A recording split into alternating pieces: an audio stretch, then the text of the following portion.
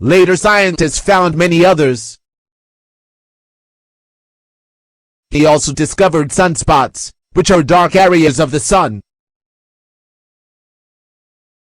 And he also saw that the planet Venus has light and dark phases, just like the moon. This helped people to know that the sun is at the center of the solar system, as Nicolaus Copernicus had said. Galileo also studied natural forces and other things that are now called principles of physics. A legend says that he climbed the Leaning Tower of Pisa and dropped cannonballs of different weights to see which would strike the ground first. Even though their weights were not the same, they hit the ground at the same time.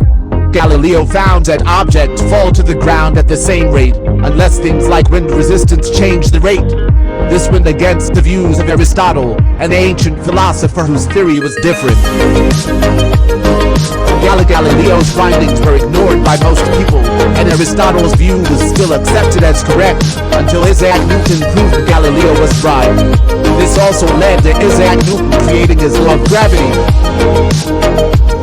Galileo came to accept the findings of Copernicus that the sun was the center of the universe, and not the earth. Because he promoted this and other ideas, he came to the notice of the dreaded Inquisition.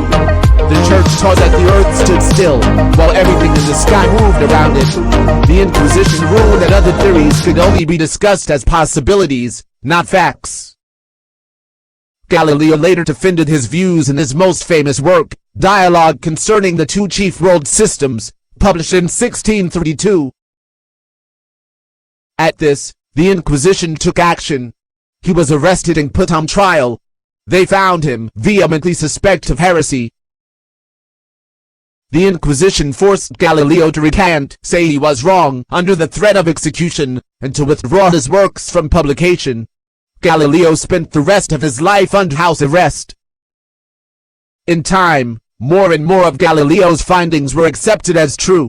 Late in the 20th century, Pope John Paul II called Galileo the father of modern physics, and made a public apology for how the church treated him earlier.